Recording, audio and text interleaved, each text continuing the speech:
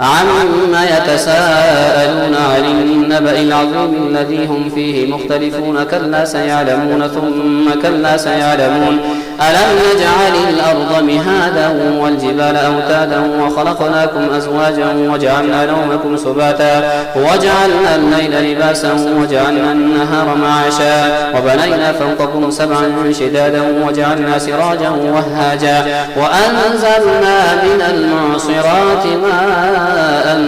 ثجاجا لنخرج به حبا ونباتا وجنات ألفافا إن يوم الفصل كان ميقاتا يوم ينفخ في الصور فتأتون أفواجا وفتحت السماء فكانت أبوابا وسيرت الجبال فكانت سرابا إن جهنم كانت مرصادا للطاغين مآبا لابثين فيها أحقابا لا يذوقون فيها بردا ولا شرابا إلا حميما وغساقا جزاء وفاقا إنهم كانوا لا يرجون حسابا وكذبوا بآياتنا كذابا وكل شيء أحصيناه كتابا فذوقوا فلن نزيدكم إلا عذابا إن للمتقين مفازا حدائق وأعنابا وكواعب ترابا وكأسا دهاقا لا يسمعون فيها لغوا ولا كذابا جزاء من ربك عطاء حسابا رب السماوات والأرض وما بينهما الرحمن لا يملكون منه خطابا يوم يقوم الروح والملائكة صفا لا يتكلمون إلا من أذن له الرحمن وقال صوابا ذلك اليوم الحق فمن شاء اتخذ إلى ربه مآبا إنا أنذرناكم عذابا قريبا يوم ينظر المرء ما قدمت يداه ويقول الكافر يا ليتني كنت ترابا والنازعات غرقا والناشطات نشطا والسابحات سبحا فالسابقات سبقا فالمدبرات أمرا يوم ترجف الراجفة تتبعها الرادفة قلوب يومئذ واجفة أبصارها خاشعة يقولون أئنا لمردودون في الحافرة أئذا كنا عظاما نخرة قالوا تلك إذا كرة خاسرة فإنما هي زجرة واحدة فإذا هم بالساهرة هل أتاك حديث موسى إذ ناداه ربه بالوادي المقدس طوى اذهب إلى فرعون إنه طغى فقل هل لك إلى أن تزكى وأهديك إلى ربك فتخشى فأراه الآية الكبرى فكذب وعصى ثم أدبر يسعى فحشر فنادى فقال أنا ربكم الأعلى فأخذه الله نكال الآخرة والأولى إن في ذلك لعبرة لمن يخشى أأنتم أشد خلقا أم السماء بناها رفع سمكها فسواها وأغطش ليلها وأخرج ضحاها والأرض بعد ذلك دحاها أخرج منها ماءها ومرعاها والجبال أرساها متاعا لكم ولأنعامكم فإذا جاءت الطامة الكبرى يوم يتذكر الإنسان ما سعى وبرزت الجحيم لمن يرى فأما من طغى وآثر الحياة الدنيا فإن الجحيم هي المأوى وأما من خاف مقام ربه ونهى النفس عن الهوى فإن الجنة هي المأوى يسألونك عن الساعة أيان مرساها فيما أنت من ذكراها إلى ربك منتهاها إنما أنت منذر من يخشاها كأنهم يوم يرونها لم يلبثوا إلا عشية أو ضحاها عبس وتولى أن جاءه الأعمى وما يدريك لعله يزكى أو يذكر فتنفعه الذكرى أما من استغنى فأنت له تصدى وما عليك إلا يزكى يزكى وأما من جاءك يسعى وهو يخشى فأنت عنه تلهى كلا إنها تذكرة فمن شاء ذكره في صحف مكرمة مرفوعة مطهرة بأيدي سفرة كرام بررة قتل الإنسان ما أكفره من أي شيء خلقه من نطفة خلقه فقدره ثم السبيل يسره ثم أماته فأقبره ثم إذا شاء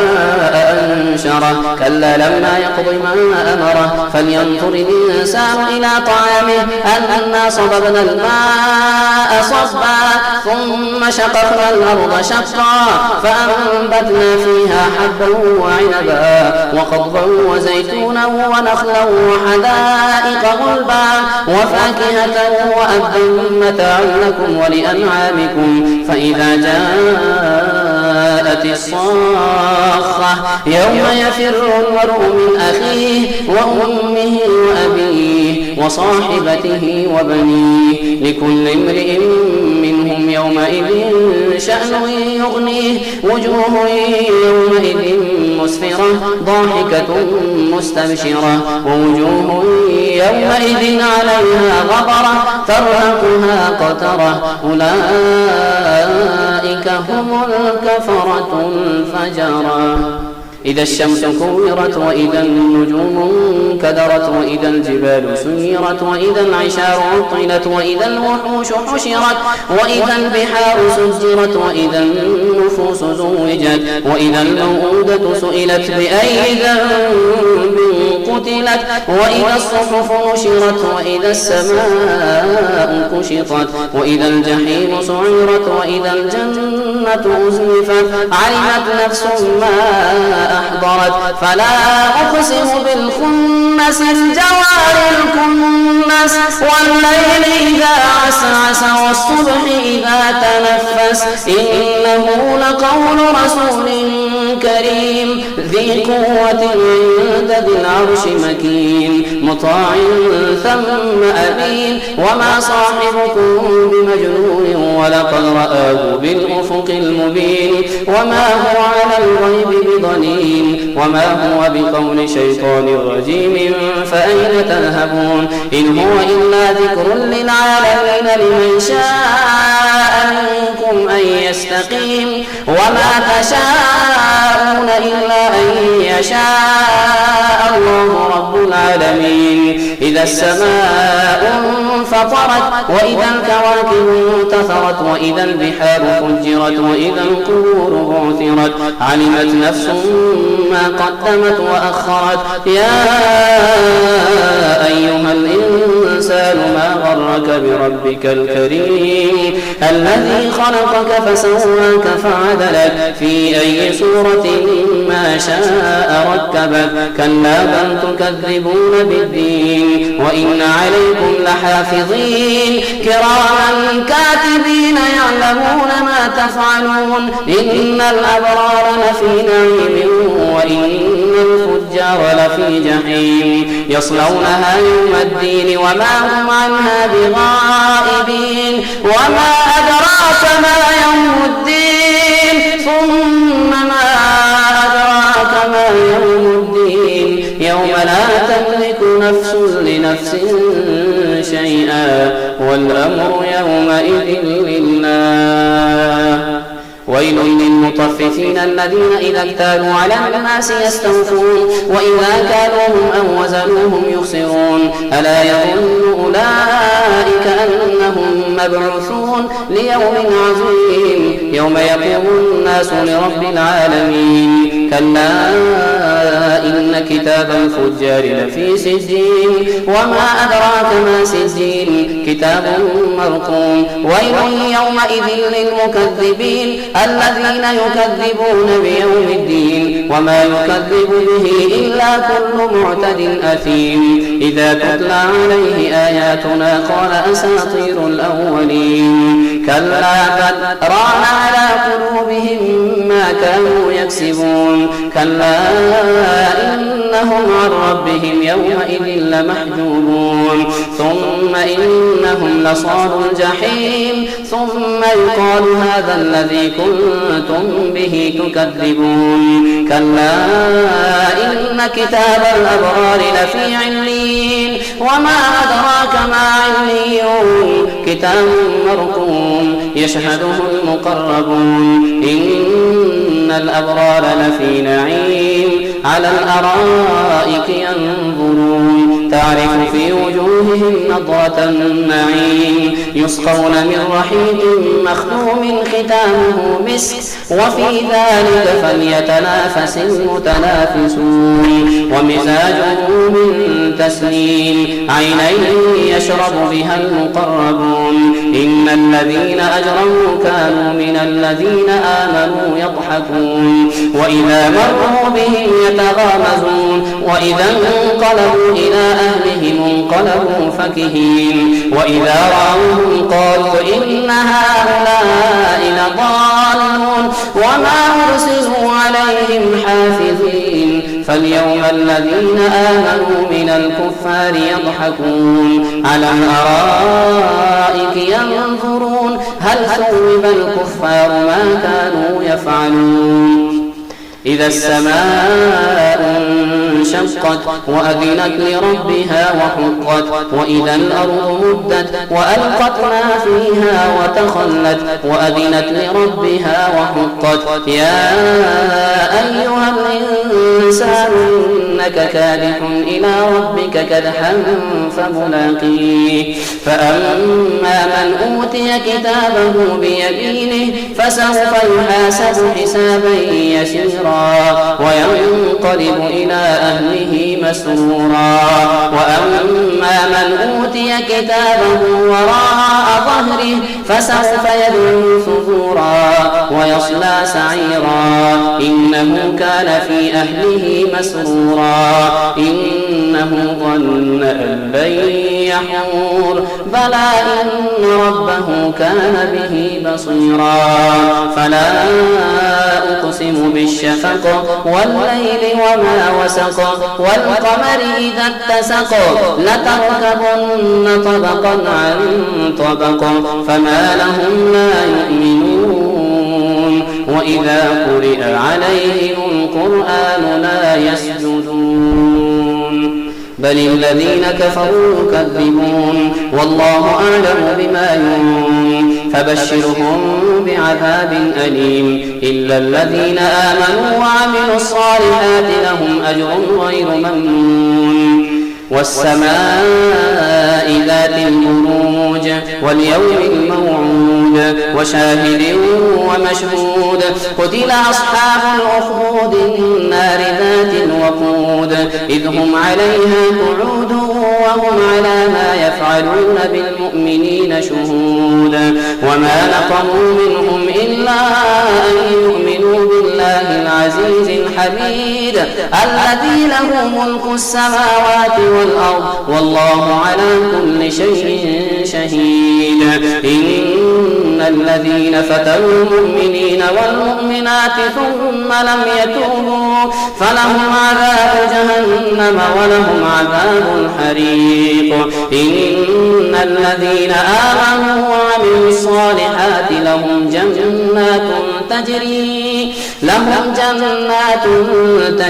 من تحتها الأنهار ذلك الفوز الكبير إن بطش ربك لشديد إنه هو يبدئ ويعيد وهو الغفور الودود ذو العرش المجيد فعال لما يريد هل أتاك حديث الجنود فرعون وثمود بل الذين كفروا في تكذيب والله من ورائهم محيط بل هو قرآن مجيد في لوح محفوظ الله أكبر سمع الله لمن حمده الله أكبر الله أكبر الله أكبر الله أكبر. الحمد لله رب العالمين الرحمن الرحيم مالك يوم الدين إياك نعبد وإياك نستعين اهدنا الصراط المستقيم صراط الذين أنعمت عليهم غير المغضوب عليهم ولا الضالين. والسماء والطارق وما أدراك ما الطارق النجم الثاقب إن كل نفس لما عليها حافظ فلينظر الإنسان مما خلق من ماء دافق يخرج من بين الصلب والترائب إنه على رجعه لقادر يوم تبلى السرائر فما له من قوة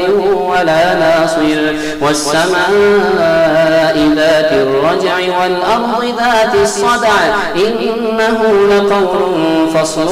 وما هو بالهزل إنهم يكيدون كيدا وأكيد كيدا فمهل الكافرين أمهلهم رويدا. سبح اسم ربك الأعلى الذي خلق فسوى والذي قدر فهدى والذي أخرج المرعى فجعله غثاء أحوى. سنقرئك فلا تنسى إلا ما شاء الله إنه يعلم الجهر وما يخفى. ونيسرك لليسرى فذكر إن نفعت الذكرى سيذكر من يخشى ويتجنبها الأشقى الذي يصلى النار الكبرى ثم لا يموت فيها ولا يحيا.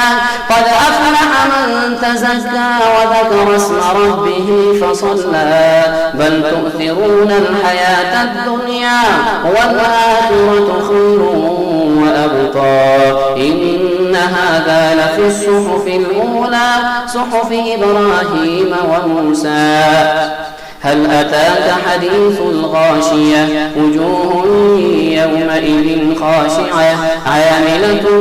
ناصبة تصلى نارا حامية تسقى من عين آنية ليس لهم طعام إلا من ضريع لا يسمن ولا يغني من جوع. وجوه يومئذ ناعمة لسعيها راضية في جنة عالية لا تسمع فيها لاغية فيها عين جارية فيها سرر مرفوعة وأكواب موضوعة ونمارق مصفوفة وزرابي مبثوثة أفلا ينظرون إلى الإبل كيف خلقت وإلى السماء كيف رفعت وإلى الجبال كيف نصبت وإلى الأرض كيف سطحت. فذكر إنما أنت مذكر لست عليهم بمسيطر إلا من تولى وكفر فيعذبه الله العذاب الأكبر. إن إلينا إيابهم ثم إن علينا حسابهم. والفجر وليال عشر والشفع والوتر والليل إذا يسر هل في ذلك قسم لذي حجر ألم تر كيف فعل ربك بعاد إرم ذات العماد التي لم يخلق مثلها في البلاد وثمود الذين جابوا الصخر بالواد وفرعون ذي الأوتاد الذين طغوا في البلاد فأكثروا فيها الفساد فصب عليهم ربك سوط عذاب إن ربك لبالمرصاد. فأما الإنسان إذا ما ابتلاه ربه فأكرمه ونعمه فيقول ربي أكرمن وأما إذا ما ابتلاه فقدر عليه رزقه فيقول ربي أهانن. كلا بل لا تكرمون اليتيم ولا تحاضون على طعام المسكين وتأكلون التراث أكلا لما وتحبون المال حبا جما كلا إذا دكت الأرض دكا دكا وجاء ربك والملك صفا صفا وجيء يومئذ بجهنم يومئذ يتذكر الإنسان وأنى له الذكرى يقول يا ليتني قدمت لحياتي فيومئذ لا يعذب عذابه أحدا ولا يوثق وثاقه أحدا يا أيتها النفس المطمئنة ارجعي إلى ربك راضية مرضية فادخلي في عبادي وادخلي جنتي لا أقسم بهذا البلد وأنت حل بهذا البلد ووالد وما ولد لقد خلقنا الإنسان في كبد أيحسب أن لن يقدر عليه أحدا يقول أهلكت مالا لبدا أيحسب أن لم يره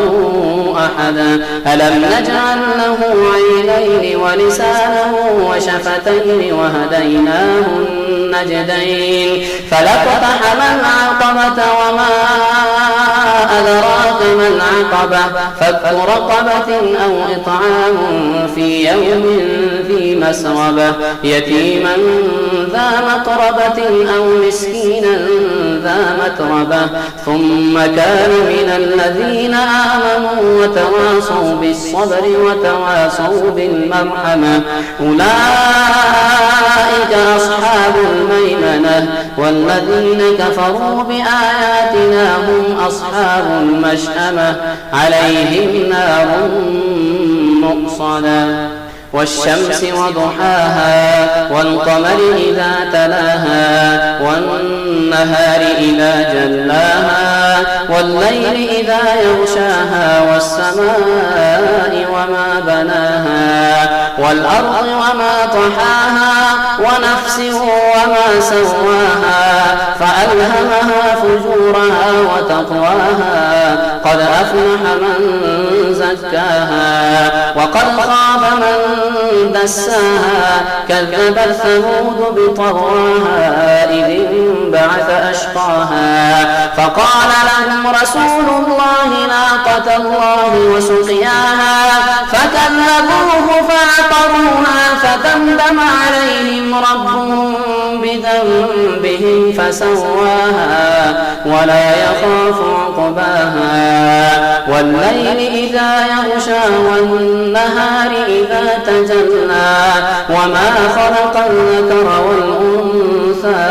إن سعيكم لشتى فأما من أعطى واتقى وصدق بالحسنى فسنيسره لليسرى وأما من بخل واستغنى وكذب بالحسنى فسنيسره للعسرى وما يغني عنه ماله إذا تردى إن علينا للهدى وإن لنا للآخرة والأولى فأنذرتكم نارا تلظى لا يصلاها إلا الأشقى وسيجنبها الأتقى الذي يؤتي ماله يتزكى وما لأحد عنده من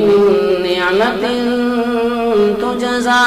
إلا ابتغاء وجه ربه الأعلى ولسوف يرضى والضحى والليل إذا سجى ما ودعك ربك وما قلى وللآخرة خير لك من الأولى ولسوف يعطيك ربك فترضى ألم يجدك يتيما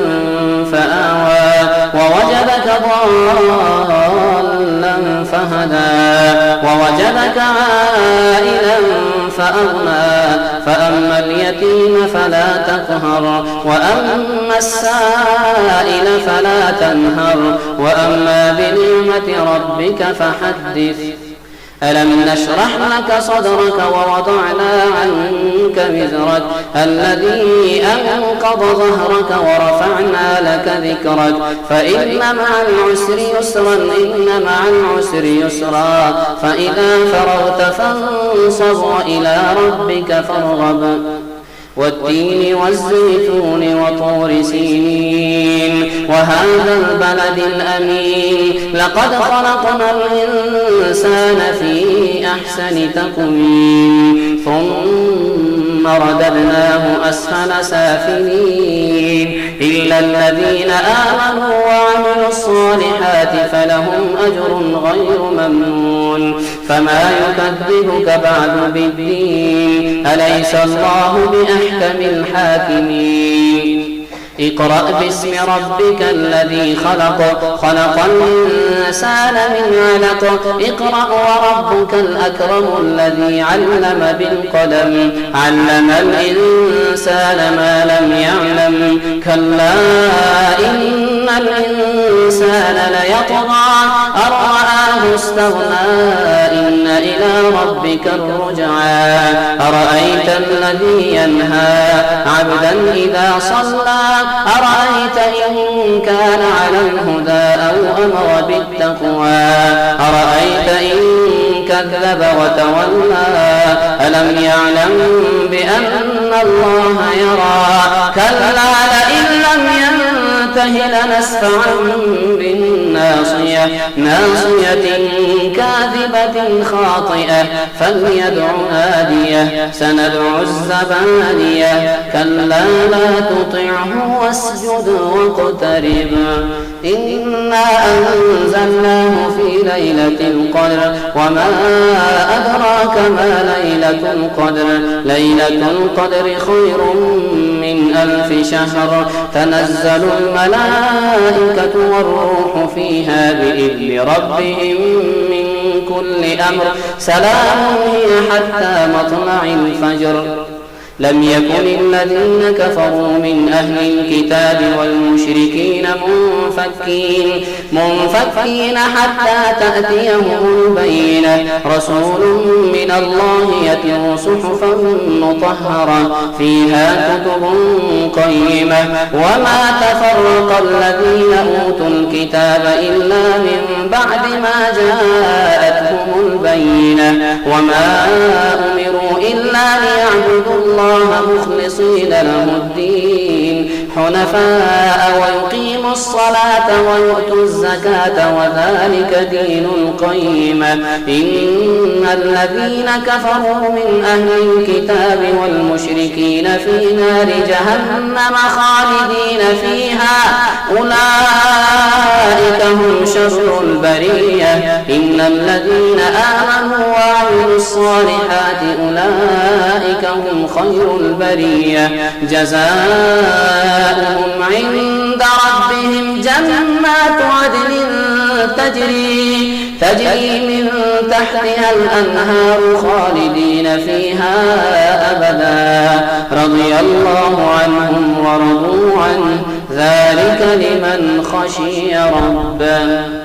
إذا زلزلت الأرض زلزالها وأخرجت الأرض أثقالها وقال الإنسان ما لها يومئذ تحدث أخبارها بأن ربك أوحى لها يومئذ يصدر الناس أشتاتا ليروا أعمالهم فمن يعمل مثقال ذرة خيرا يره ومن يعمل مثقال ذرة شرا يره والعاديات ضبحا فالموريات قدحا فالمغيرات صبحا فأثرن به نقعا فوسطن به جمعا إن الإنسان لربه لكنود وإنه على ذلك لشهيد وإنه لحب الخير لشديد أفلا يعلم إذا بعثر ما في القبور وحصل ما في الصدور إن ربهم بهم يومئذ لخبير القارعة ما القارعة وما أدراك ما القارعة يوم يكون الناس كالفراش المبثوث وتكون الجبال كالعهن المنفوش فأما من ثقلت موازينه فهو في عيشة راضية وأما من خفت موازينه فأمه هاوية وما أدراك ما هي نار حامية ألهاكم التكاثر حتى زرتم المقابر كلا سوف تعلمون ثم كلا سوف تعلمون كلا لو تعلمون علم اليقين لترون الجحيم ثم لترونها عين اليقين ثم لتسألن يومئذ عن النعيم والعصر إن الإنسان لفي خسر إلا الذين آمنوا وعملوا الصالحات وتواصوا بالحق وتواصوا بالصبر ويل لكل همزة لمزة الذي جمع ماله وعدده يحسب أن ماله أخلده كلا لينبذن في الحطمة وما أدراك ما الحطمة نار الله الموقدة التي تطلع على الأفئدة إنها عليهم مؤصدة في عمد ممددة